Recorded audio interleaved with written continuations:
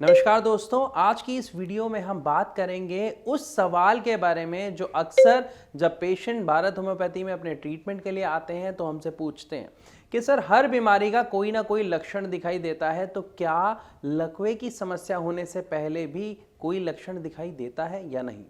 अगर सच में हम बात करें लकवे के लक्षणों की तो इसके दो कारण होते हैं, जिसमें से पहले कारण में इसके कुछ लक्षण देखने को मिलते हैं, लेकिन अगर हम बात करें इसके दूसरे कारण की तो उसमें कोई लक्षण एज सच देखने को नहीं मिलता। ऐसा क्यों होता है, इसको समझने के लिए पहले आपको उसके कारण समझने पड़ेंगे कि किसी भी व्यक्ति को जब पैरालिसिस होता है, जब लकवे का अटैक आता है, शिकायत होती है, तो वो होता क्यों है। असल में जब किसी को लकवा होता है तो हम क्या सोचते हैं कि उसके हाथ में प्रॉब्लम आ गई, उसके पैर में प्रॉब्लम आ गई या नसों मांसपेशियों में प्रॉब्लम आ गई। और जब आप उस पेशेंट को लेके डॉक्टर के पास जाते हैं तो डॉक्टर क्या कराता है, एमआरआई कराता है। किसकी कराता है, दिमाग की, हाथ पैरों की नहीं।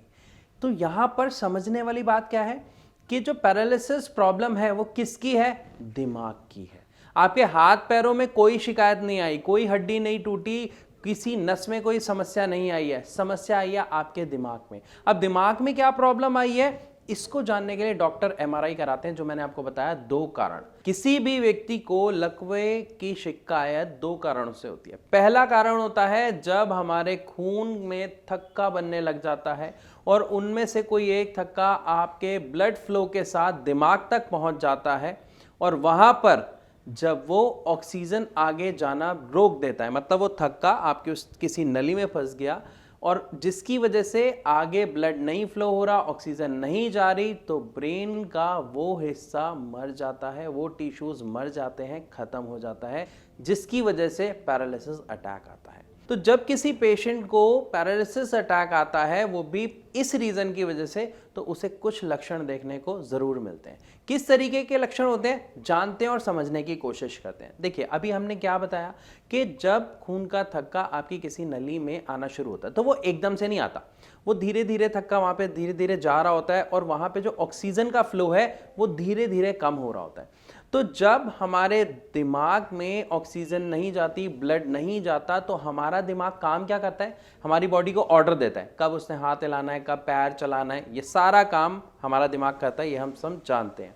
लेकिन जब हमारे दिमाग में ऑक्सीजन नहीं जा रही, उसका फ्यूल ही नहीं जा रहा, तो क्या वो काम कर पाएगा, नहीं कर पाएगा।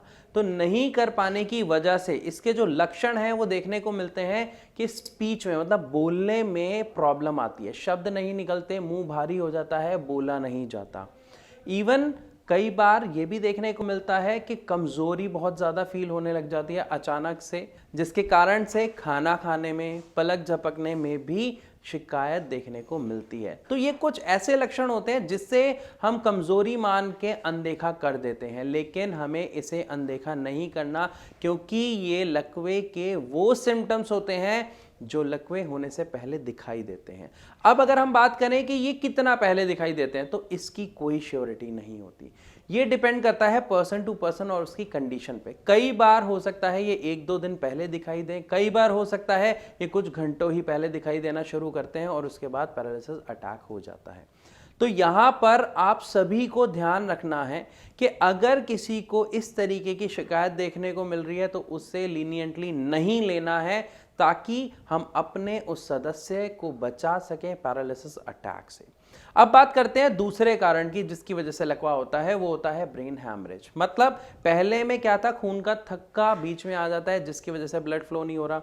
दूसरे में क्या होता है, हमारे दिमाग की कोई नस फट जाती है जिसकी वजह से खून फैल जाता है और वो जो टिश्यूज होते हैं वो मर जाते हैं, तो वो हिस्सा बिल्कुल डेड हो जाता है, जिसकी वजह से पैरालिसिस अटैक आता है। अब इसमें अगर हम बात करते हैं ठीक होने की कंडीशन की, मतलब इंस्टेंट अगर हमें उसमें से रिजल्ट देखना है कि किसमें हम अपने पेशेंट को जल्दी बचा सकते हैं, तो अगर हम बात कर रहे हैं ब्रेन हेमरेज की, तो इसमें कोई ऑप्शन नहीं होता।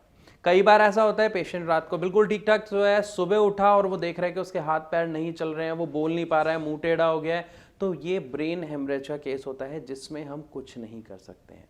लेकिन बाद में इसको कैसे ठीक कर सकते हैं, इसके बारे में हम जरूर बात करेंगे। और हाँ, पेशेंट ठीक हो सकता है इसमें भी, कुछ चीज़ों का ध्यान हमें रखना पड़ता है उस तरीके से। लेकिन अगर हम बात करें पहले तरीके की, मतलब जहां पर हमारा खून का थक्का जम जाता है, तो वहां पर अब आपके मन में आ रहा होगा कि सर कुछ ऐसा कर दिया जाए कि वो खून का थक्का हट जाए तो लाइफ दोबारा ठीक चलती रहेगी। ये कहने में आसान है, लेकिन अगर इसके लिए सही डिसीजन सही टाइम पर लिया जाए तभी ये पॉसिबल है। मतलब अगर किसी व्यक्ति को पैरालिसिस अटैक आया है तो सबसे पहले करना क्या होता है, उसे हॉस्पिटल लेके जाएं और उसका एमआरआई कराएं, क्योंकि एमआरआई होते ही सबसे पहले पता लग जाता है कि ये क्लॉट की वजह से प्रॉब्लम आई है या ब्रेन हेमरेज की वजह से। ब्रेन हेमरेज है तो कुछ नहीं हो सकता, अभी भी हमने बात की, लेकिन अगर वो क्लॉट है तो उसका सॉल्यूशन पॉसिबल है। एक इंजेक्शन दिया जाता है जिससे आपका वो क्लॉट डाइल्यूट हो जाता है, लेकिन इस पूरे प्रोसेस को 4 घंटे से पहले पहले करवाना बहुत जरूरी है, वरना इसका इलाज भी उतनी जल्दी पॉसिबल नहीं हो पाता है। तो यहां पर आप सब समझ गए हैं कि अगर हमें इंस्टेंट अपने पेशेंट को बचाना है तो क्या करना है, हॉस्पिटल लेके जाना है और 4 घंटे के अंदर अंदर एमआरआई करवा के उसको वो इंजेक्शन प्रोवाइड कराना है जो डॉक्टर देंगे। यहां पर मैं उस इंजेक्शन का नाम आपके साथ डिस्क्लोज कर सकता हूं, लेकिन प्लीज ये आप खुद ना करें, क्योंकि डॉक्टर्स ही पेशेंट की सही कंडीशन देख के एक राइट गाइडेंस के थ्रू उसको इलाज देता है और हम डॉक्टर्स नहीं हैं। सो एमआरआई के बाद अगर डॉक्टर देखते हैं कि वो क्लॉट प्रॉब्लम है तो एक टीपीए का इंजेक्शन होता है जो पेशेंट को दिया जाता है, जिससे उसका वो जो क्लॉट है वो डाइल्यूट हो जाता है और उसकी सेहत बच जाती है, वो स्वस्थ रहता है, या ये कहा जाए कि वो पैरालिसिस के अटैक से बच जाता है। लेकिन अब यहां पर जानना बहुत जरूरी है कि अगर किसी के साथ ऐसा होता है कि उसे इंस्टेंट हम इलाज नहीं प्रोवाइड करा पाते, एमआरआई नहीं करा पाते या हॉस्पिटल नहीं ले जा पाते, तो क्या इसका कोई इलाज है या नहीं? बिल्कुल है। कैसे है ये आपको समझना पड़ेगा। यहां पर हमें थोड़ा सा सबसे पहले संयम रखना होता है चीजों को ठीक करने के लिए, क्योंकि पहले 5 महीने में आपको किसी भी ऐसे पेशेंट को जिसको पैरालिसिस हुआ है उसके अंदर बहुत अच्छी इंप्रूवमेंट देखने को मिलती है। ये इंप्रूवमेंट क्यों देखने को मिलती है? अगर मैं कहूं दवाइयों की वजह से, तो नहीं। ये इंप्रूवमेंट देखने को मिलती है, हमारे दिमाग की एक खुद की पावर होती है जिसको हम बोलते हैं न्यूरोप्लास्टिसिटी। मतलब हमारा दिमाग खुद को दोबारा ग्रो करता है, दोबारा बनाता है, जिसमें हम अपने दिमाग को दोबारा ये ऑर्डर देना सिखाते हैं कि मुझे हाथ चलाना है, मुझे पैर चलाना है या मुझे बोलना है। और इसके लिए पहले 5 महीने में अगर कोई व्यक्ति दवाई लेता है, नहीं लेता है, तो भी उसे ये प्रोग्रेस तो देखने को मिलेगी ही मिलेगी। लेकिन अगर उसके बाद हमें किसी पेशेंट को पैरालिसिस की समस्या से बाहर निकालना है, हमें दोबारा उसे स्वस्थ बनाना है कि वो वैसे ही चल सके, बोल सके, बात कर सके, तो यहां पर हमें क्या करना होगा, वो जो समस्या की जड़ है यानी न्यूरोप्लास्टिसिटी की जो प्रोसेस है, जो रुक गया है, उसे ठीक करना होगा, उसे कंटिन्यू करना होगा और ऐसी दवाइयां लेनी होंगी जो इस प्रोसेस में हेल्प करे। ये आप सबके लिए जानना अभी जरूरी है, जो आप खुद चेक कर सकते हैं। जो पेशेंट्स एलोपैथिक दवाई लेते हैं, अक्सर वो देखते हैं कि दवा लेते जा रहे हैं लेकिन एज सच कोई सुधार नहीं आ रहा। रीजन वो जानने की कोशिश नहीं करते। आप एक छोटा सा काम कीजिए, अगर आपके परिवार में कोई सदस्य लकवे का शिकार है और वो दवा ले रहा है तो आप उस दवा को गूगल कीजिए। आप देखेंगे उसमें आपको बीपी की दवा मिलेगी, खून पतला करने की दवा मिलेगी, शुगर की दवा मिलेगी, विटामिन्स मिलेंगे, लेकिन कोई भी दवा ऐसी नहीं मिलेगी जो उसकी जड़ पर काम कर रही है।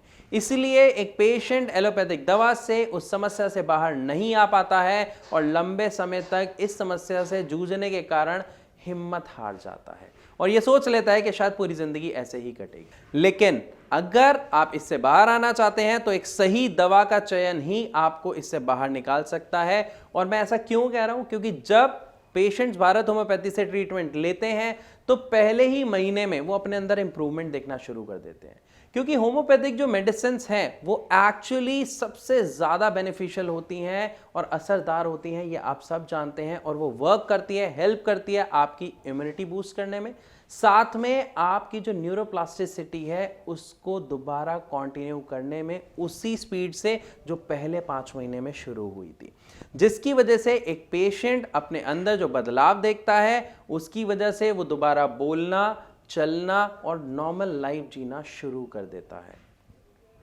लेकिन सिर्फ दवा के माध्यम से ये पॉसिबल नहीं है। इसीलिए जब पेशेंट्स हमारे यहाँ आते हैं तो उनको सही दवा के साथ साथ सही डाइट चार्ट और सही एक्सरसाइजेस बताई जाती हैं, जिसकी वजह से उन्हें ये पॉजिटिव रिजल्ट्स देखने को मिलते हैं। तो अगर आप या आपके परिवार में किसी को ये समस्या है और आप उससे परेशान हैं, उसका इलाज ढूंढ रहे हैं, तो एक सिंपल सा काम आप कर सकते हैं। नीचे दिए गए नंबर पर कॉल करिए, हमारे डॉक्टर्स की टीम है, वो आपके सभी सवालों का जवाब आपको देंगे। आपकी जितनी समस्याएं हैं आप उनसे डिस्कस कर सकते हैं, पूछ सकते हैं और इवन हमारे डॉक्टर से अपॉइंटमेंट लेके मिल भी सकते हैं। तो मैं आशा करता हूं इस वीडियो के माध्यम से आपको समझ आया होगा कि लकवे के या पैरालिसिस के जो लक्षण होते हैं वो कौन से होते हैं और कैसे हम किसी पेशेंट को लकवे की समस्या से बाहर ला सकते हैं और दोबारा एक हेल्दी लाइफ उसे प्रोवाइड कर सकते हैं। तो इस सभी के साथ मैं आप सबसे विदा लेना चाहूंगा। मिलूंगा अपनी अगली वीडियो में, तब तक के लिए नमस्कार।